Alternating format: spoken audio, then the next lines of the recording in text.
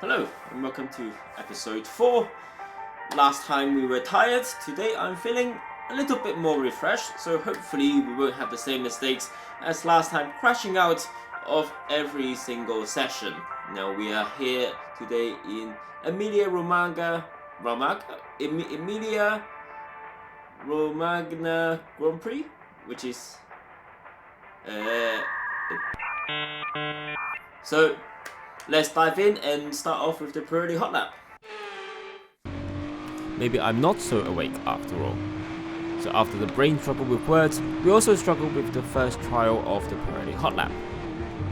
A bit slidey all over the place. 86, not too far off.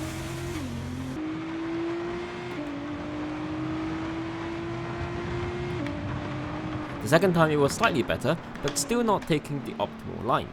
Not going as wide as I could have on turn 7, but I was probably also aware of how slippery the curbs could be in the wet.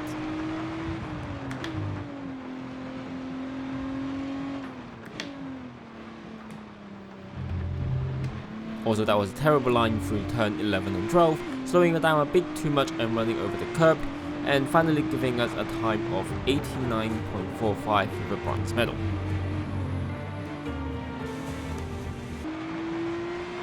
Let's see if we can improve our time on the final run.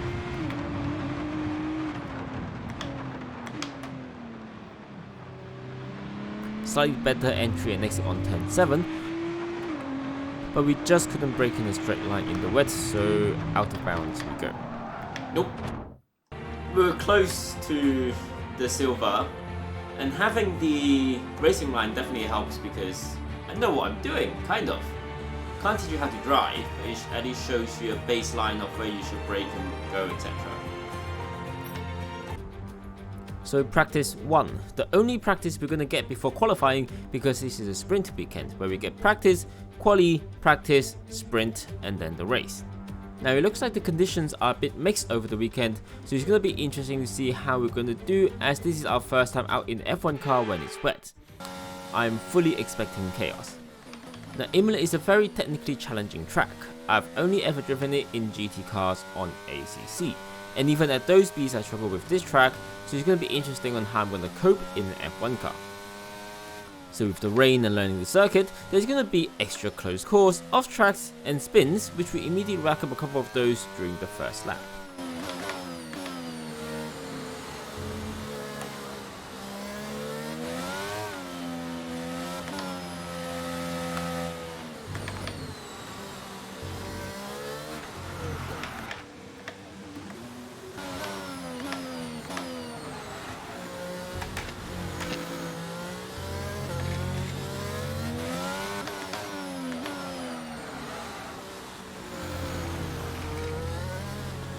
I decided that it was the rain's fault and switched to inters on the second lap. It did help us with traction as we didn't spin out on the out lap. We had another close call coming out of turn 7, as well as outbraking ourselves into turn 14, cutting across the grass and the gravel, as well as this little incident here as well.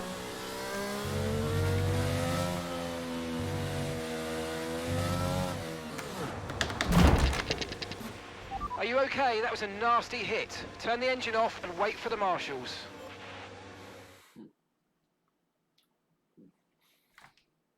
What can I say?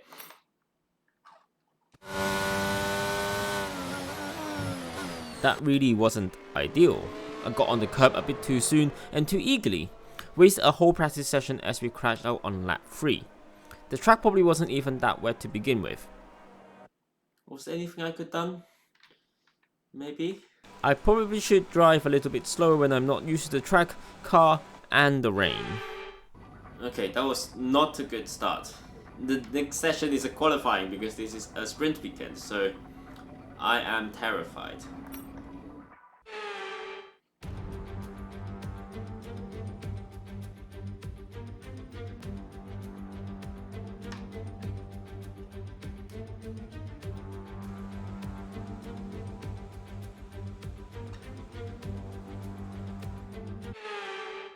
Let's just get a lap where we don't Right, crash. car's ready. Let's get it out there. obviously us missing the entirety of the first practice session because the crash out was not a good thing.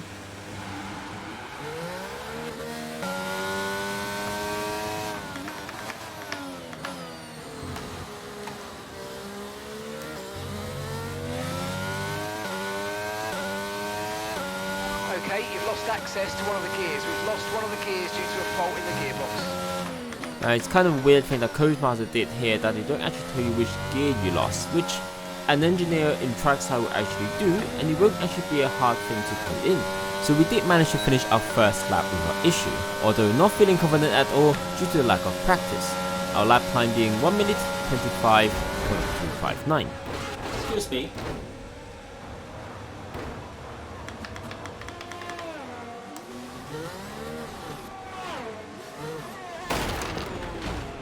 Wow, that was a heck of an impact. Let me know you're okay. Now I knew Ricardo was behind me from looking at the mirrors, but when we pulled into my blind spot on the left, I lost sight of him, and it didn't register in my brain that he didn't just magically disappear and just squeezed him.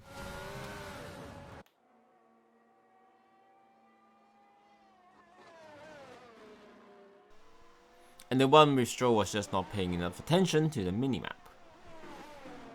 Yeah, that's totally my fault. I can't really say much about that one.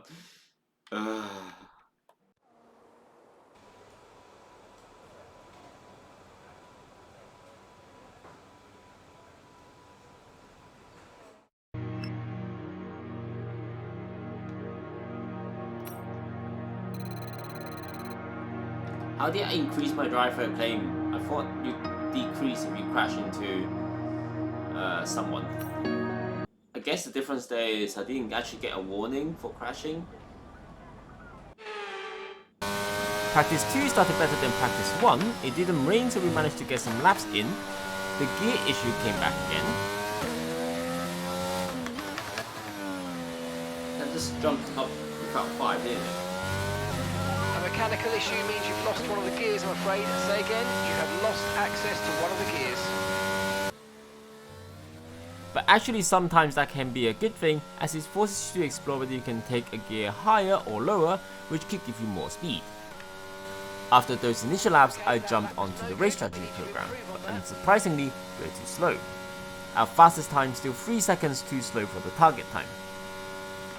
We never managed to stay above the delta past turn 2, but we did manage to figure out how to limit going to the gravel out of turn 6, so that's probably a good thing. There was a close call with Albon as we come off turn 7, we went too deep and Albon went to pass us, but he also did a little bit more.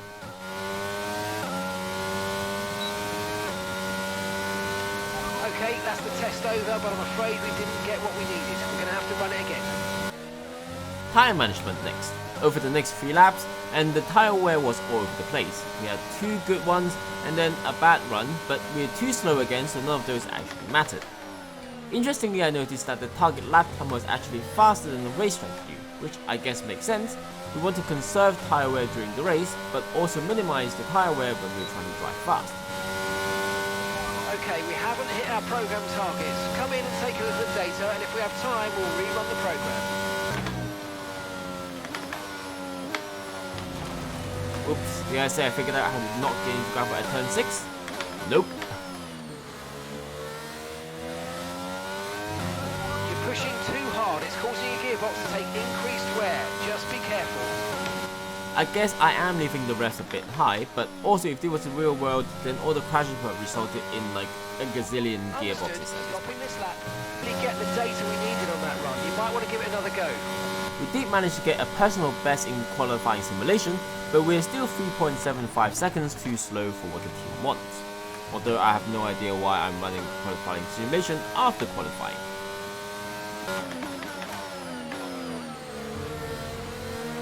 We did spin accelerating out of turn 7 and damage our front wing. This does seem to be a particularly spinny corner for me on this game. Normally on ACC I spin it on turn 12, but I've only had issues with that in the rain so far. We've had to spend time repairing the damage to the car.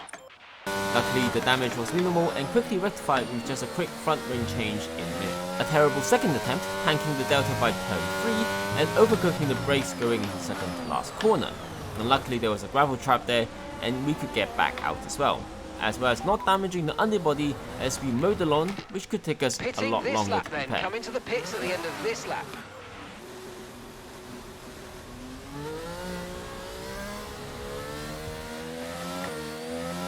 Is third time the charm? Doesn't look like it by the outlap. And indeed we're too slow. Now this could have something to do with the rain is coming soon and the track temperatures are falling. Just a theory.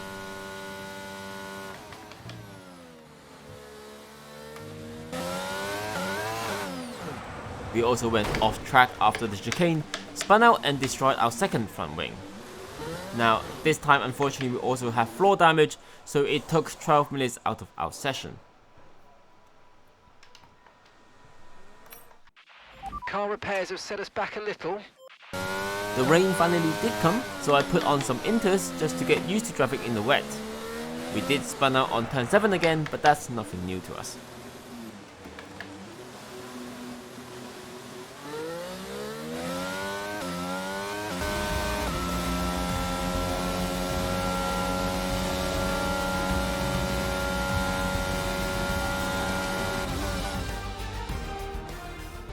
F12022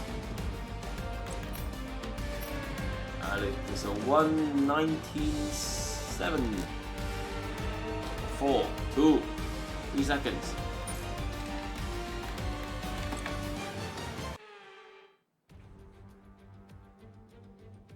So it's all about speed in today's sprint. Not very many laps and no chance to get ahead on strategy. Who here today has the raw skill to take them to the top?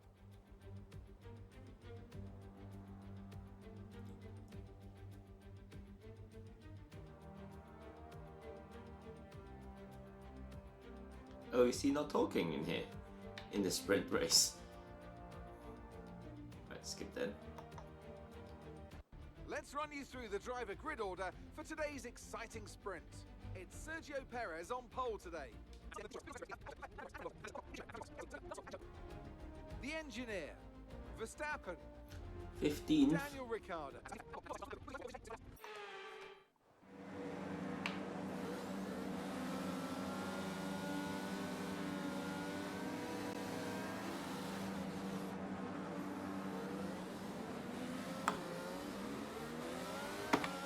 Okay, how was that pull away? You'll have a bit more grip than that at the start, but we need to warm the tyres properly now. Make sure you get some heat into the brakes as well. The pull away was terrible and pulling us to the right. I really have no idea how to deal with the standing start. Okay, that's not Also, I'm not sure why going 0.2 meters to the target is considered bad. Why would you want space there? And why would you set 0 to be the target if that's not where we want to be? Anyway, 5 flights and away we go for our first sprint race. Our highest ever start, and we stuffed it immediately by getting wheel spin in the start and getting overtaken by the rest of the pack. Okay, we've gone to somewhere on the internal combustion engine. Be aware that we're going to start to see a loss of power.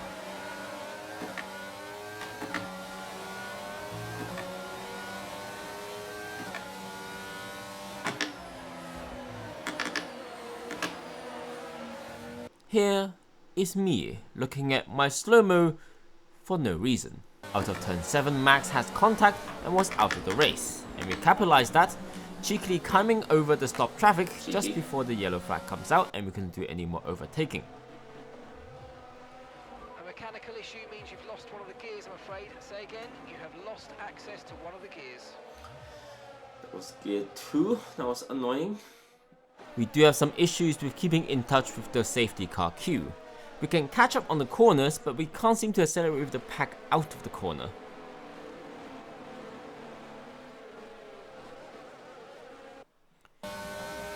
So this is just before the restart, and on the restart we didn't do too well, overtaking by Seb and Daniel through the starting straight before the first corner. Where to brake on that one, with Vettel just slotting in front of me.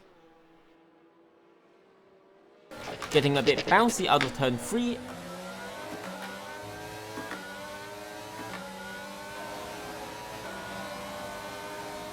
and running wide on turn 6, letting our teammate pass unintentionally and trying to make Carlos go the long way onto turn 7, but he overtook me with ease.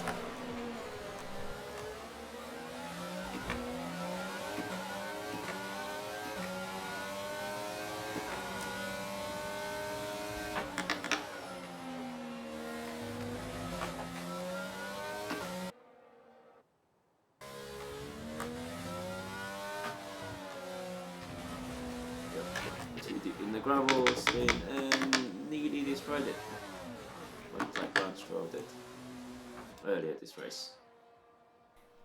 And that's about it for the sprint race. Not much action other than the start and the safety car restart.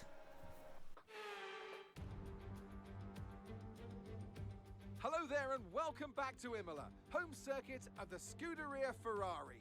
We expect to see a lot of local supporters wearing red today, and they've all turned out for what we're expecting will be a sensational event here at the Emilia-Romagna Grand Prix. 3.1 miles of track at Imola featuring 19 turns, 9 to the right and 10 to the left. Remember that Imola differs from most other Formula One tracks as it's taken anti-clockwise. Let's hope nobody forgets that today. The exit from turn 18 will probably be the setup for many of today's overtakes, leading as it does into the longest straight on the circuit, and its only DRS zone. It's time to see how our drivers are stacking up after yesterday's exciting qualifying session. Sergio Perez will lead us away from pole position. Stroll. They'll be starting further back after an earlier grid penalty.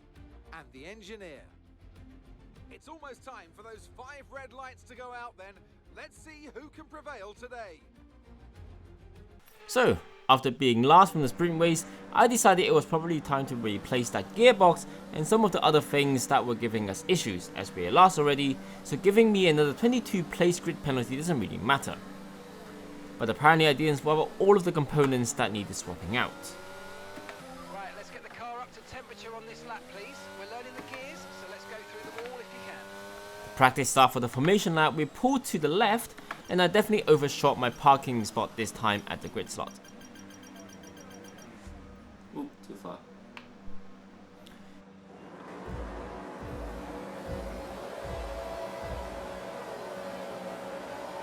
Five flights and away we go for the second time, again pulling to the left like our formation lap start, which gave us a really poor start. Good start. Internal combustion engine, be aware that we're going to start to see a loss of power.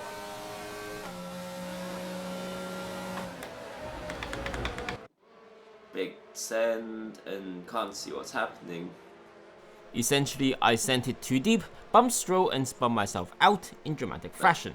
The replay is just going to show it in slow-mo, so here's the action in full speed from the cockpit. Okay, we're monitoring some wear on the internal combustion engine. Be aware that we're going to start to see a loss of power.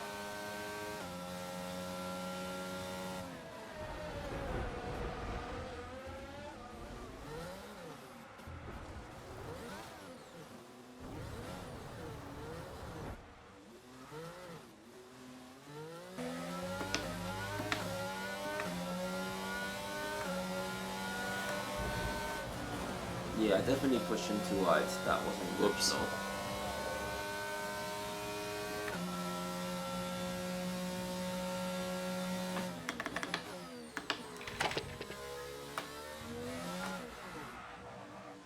Karma. Karma indeed, but also Vettel just come back at us with a bump start, so thanks I guess? If that was real racing, the fault would probably be on me as I was on the racing line. We may be adversely affected.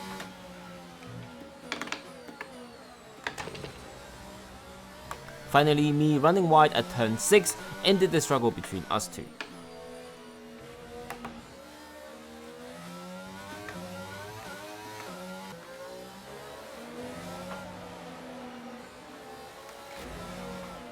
The What? underbodies incurred critical Push damage at this from. point.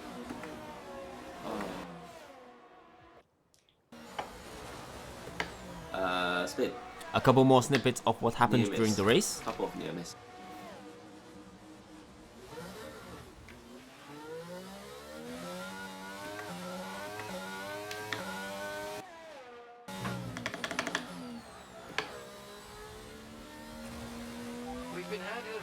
second penalty for obvious corner cutting. Obvious. Okay, be careful. We think you're going to start losing some tyre grip any time now. Like now.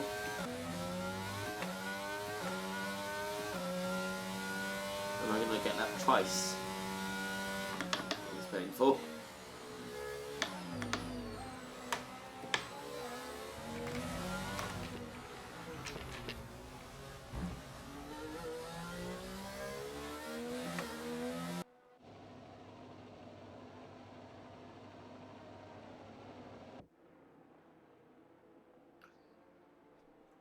I mean, I was there. There's no way I could go. The safety car's out. We need you to reduce your pace. It looks like there's a high amount of debris on the track. Be careful. Now I saw that it was close to our pit window as well as there were some spots of rain. So I decided to pit to change to intermediate tires. Now if the tracks get wet enough by the restart or soon after the restart, we might be able to gain some places back. This is a massive gamble, but with essentially a broken car and being in last place, I have nothing to lose.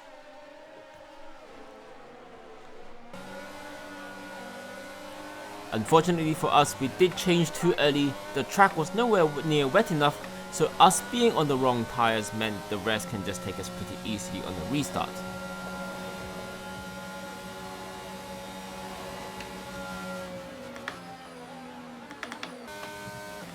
DRS has been disabled by the stewards. DRS will be offline. Wait for further updates. Yes, finally. Unfortunately, that was still no means any indication that the track is wet enough for inters. Oh, Blue flag, blue flag.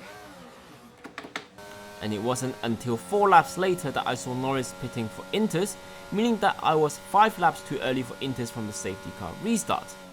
And even then it took another 2 laps for the track to show damp patches.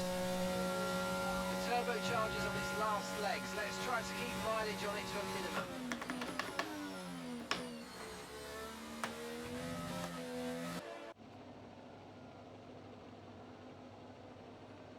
but I was closing up to, like, I was probably doing similar lap times to what they were doing towards the end in the inters, but I need to double check that. Maybe they were on softs, or they were probably on slicks when I was on and now it's just me trying to give way, I guess. Slightly frustrating. Because they were still on slicks when they finished. At least Alonso and Charles was. So they were doing 1:13.3s and I was doing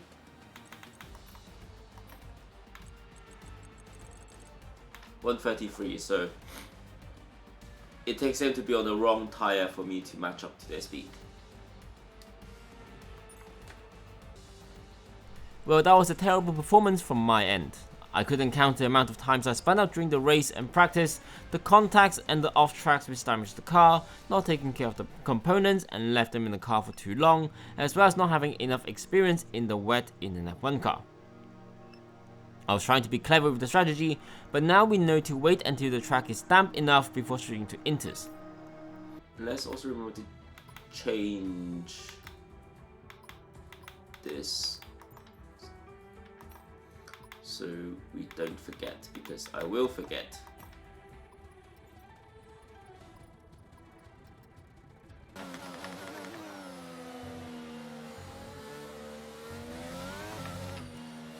Imola is a very technically difficult track, so that is still shining light on our biggest weakness, our racecraft.